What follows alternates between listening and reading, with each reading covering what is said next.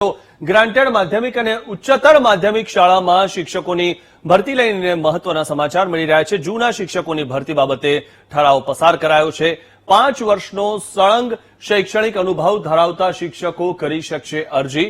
જાહેરાતની તારીખે 2 વર્ષ કરતા વધુ સમય બાકી હોય તેવા શિક્ષકો અરજી પાત્ર છે।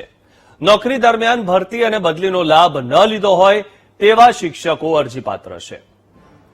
વધુ માહિતી મેળવીએ અમારા સંવાદદાતા મેહુલ દેસાઈ પાસેથી। મેહુલ, જે આ 5 વર્ષનો અનુભવ ધરાવતા શિક્ષકો અરજીપાત્ર છે, જે આ જાહેરાત કરવામાં આવી છે, શું વધુ માહિતી?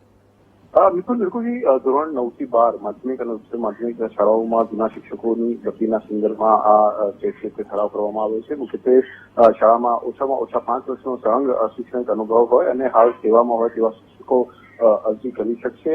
એવા શિક્ષકો કે જે જિલ્લા ફેરબદલી અથવા અન્ય વતનમાં જિલ્લામાં જવા માંગે છે તેવા શિક્ષકોને પણ ફાયદો થશે।